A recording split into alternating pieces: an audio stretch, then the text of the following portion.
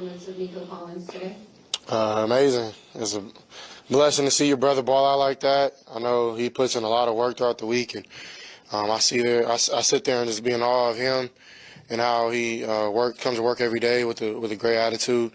And I'm just proud to see his work kind of pay off, man. So blessed to be able to be in a position to feed him like that, and he's definitely stepped up where we needed him to. Good teams win games like this against good teams, and just this win says about you all in a follow-up. I think it shows our resilience again. We're going to fight to the end, and it's not always going to be perfect. No game is ever perfect. We definitely got to clean some things up, but I think we're taking steps in certain areas that we needed to, and y'all just keep it going. It's hard to win after Thanksgiving, man. It's playoff football. It's already started. The tournament's already started, so we got to just keep it going and stack these wins. Within this win, that's a loss to absorb with Tank's injury. Your thoughts on it and how it impacts everyone emotionally and also just the offense overall? Thank you.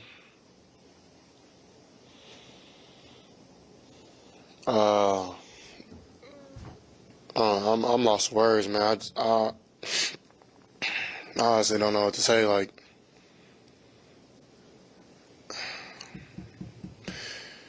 You see, your brother put in so much work and be so helpful. That's one thing about Tank. He's very unselfish, and to see him go out the game of football is tough, man. It's tough. We fight our tails off every day to make people happy. We put our lives on the body. Our bodies on the line, time in, time again, man. And just to see that happen, it's cold. It's not easy. I got to be there for him. So more so than anything, forget football. Tank as a person, I know it's gonna be tough for him to get out of that. And who knows, man? He might be back playing Super Bowl. So let's try to be positive about it. But it's tough, man. I'm hurt. I can't sugarcoat it. I can't come up here and lie and say we'll be all right. Nah, it's not. And I love him to death. I told him that. And 7-3 will be a great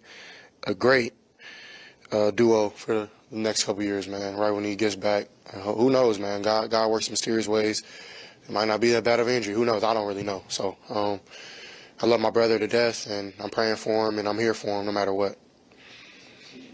I know you led the team in prayer at that moment. I guess after that, I'm sure y'all were shook up. Everybody was shook up. What did you say to your teammates in that? Yeah, we kind of had a similar moment when J. Pat went down, and that hurt as well. J. Pat is another brother of mine. This rookie class, I don't know if y'all know, if anybody's told you, but we're really close. Really, really, really close. All of us. And we all have similar mindsets. We came in, we said we're going to change this thing. We built a foundation. We're building that foundation. The foundation is us. And kind of a similar situation with J. Pat. I feel like it's necessary to, when the mojo is down or the praises go up. Even though it's hard to thank God in those situations, you kind of have to. That's what being men of God is, and having that faith when nobody else does, or hope when nobody else does. And it was good to see us as brothers kind of send our prayers. I always say one can send 1,000 angels, and I send 1,000 angels to Tank right now. So plead him with the blood of Jesus from head to toe. And it's tough, man. And yeah, there's nothing else I can really say. I don't know.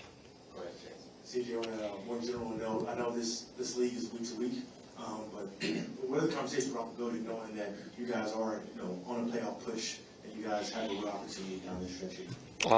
It's just let's clean up the issues. Let's get better while we can before it's too late.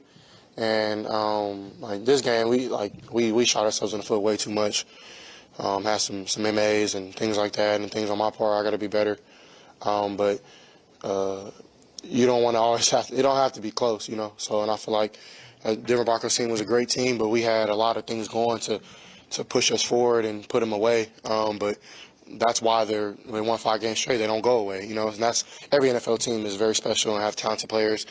So we just got to get better and learn from our mistakes and keep going and just stay resilient because that's what we need at this point.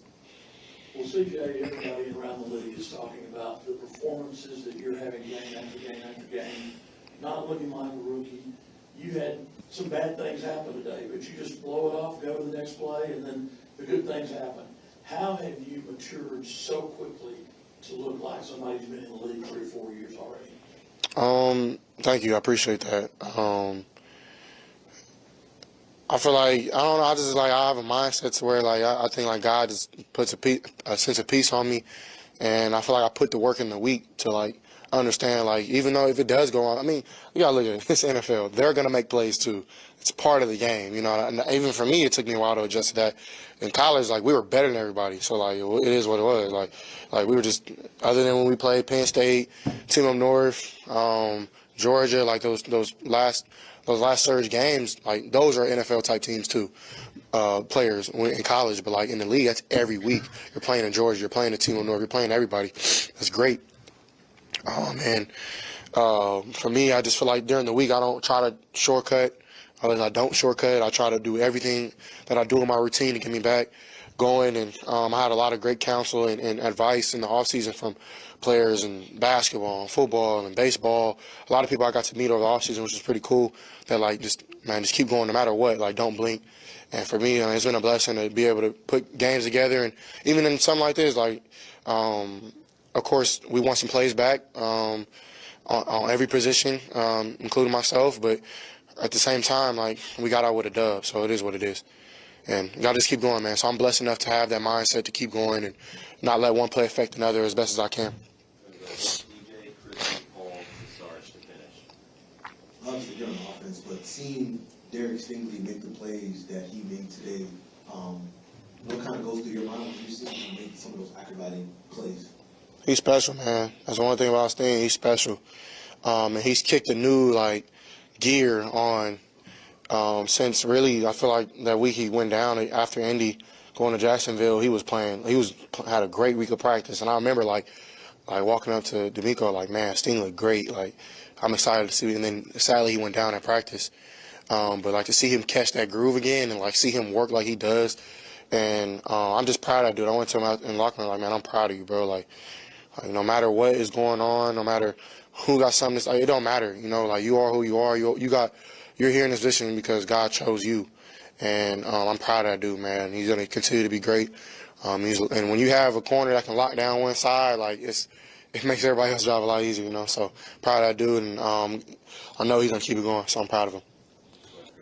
Okay, can you tell us what happened there late when you had to leave the game for a couple plays and went into the tent?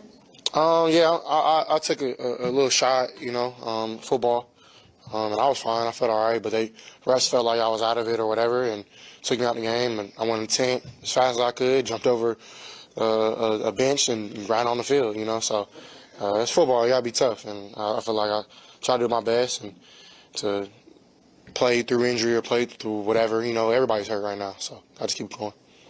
Speaking of being tough, what was going on that moment where the linebacker went through on the false start and you stood your ground with him? I'm a man, and I'm not gonna let somebody just come push me, especially in my house. Like, you're not gonna just touch me after the whistle. You clearly hear it, and I'm not mad at that dude. Like, he playing hard. He maybe tried to slow, he didn't, but I ain't like it, and I gotta control my composure. At the same time, I'm a man, and like Drewski said, I'm stand on business. So, but nah, man, yeah, I don't know. I appreciate my brothers having my back. That was one thing I look for.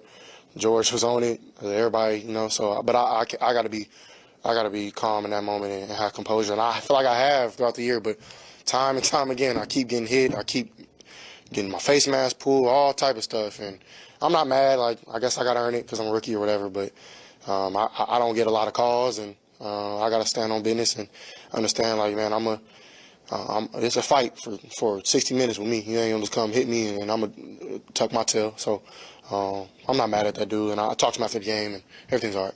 Last one, Sarge. CJ, this is our first time being able to talk to you since you were named Offensive Player of the Month, Offensive Rookie of the Month. But with those personal accolades that you received, like those awards, and being able to beat a team like the Broncos, having the Texans in playoff contention. Do you ever take the time to be able to take a step back and just acknowledge some of the good things that you're doing out there on the field? And with that being said, how strong and instrumental does your family play into that, being able to help keep you on that path? My man, sorry. My dog. I mean, right, like, I'm going to have to take a couple months to start looking back and like, damn, that was special or whatever. We in a grind right now, you know, and we're there with D'Amico leading the surge to the playoffs, and it's already started, you know, so I got to, it's cool, you know, I'm blessed to be able to be playing at a high level, and I want to keep that going. I really don't think I've even touched my potential yet. I still have things that I need to clean up every week, you know. So, but it's a blessing to be able to put some things together to get accolades in a league where it's all dogs, you know, and to do it at such a young age. I'm blessed to, like, to answer your second question, to have the family that I do to keep me humble, and that's something that, like, for me growing up, like, my mama did not play at all about not being humble. I'll give y'all a story. I was probably like 12, and I was at an AAU tournament. We were playing in the championship game, and it was like going out of overtime. From what I remember, I had like 20. At that point, I was balling. I was feeling myself, and it was like it was like a technical or something. And my teammate was shooting free throws, and our parents and like our family over there were like hype, like they were getting hype. And I seen all my teammates go like this, like they were like hyping the crowd up. And she came over to the bench, and this is during like a timeout, like in overtime. And she grabbed my jersey and hit me up. And I don't know if I went to her or she came to me. It was one of the two. But it was during the timeout. She's like, either boy come here, or she came to me, and she grabbed my jersey. It's like, you stay humble no matter what. Like, you do that again, we're gonna take it to the bathroom. So.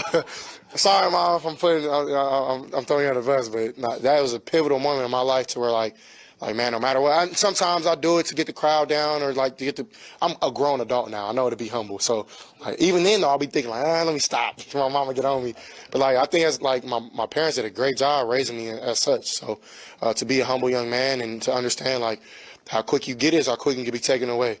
You know, so I'm blessed enough to have parents like I do and a family like I do. My sister texted me after this game and told me she loved me, and like that means the world, you know, because at this point, like, I'm not able to always be around, you know, and even like in college, I'm 2,000 miles away from home, and I know it's hard on them. They love their little brother, their son. You know, my mom's son, like, she loves her son. She misses me, but they hold me accountable, and I'm doing it for them, you know, and for God and for people back home, and I'm blessed enough to be able to understand that, and I'm blessed enough to have the family that I do.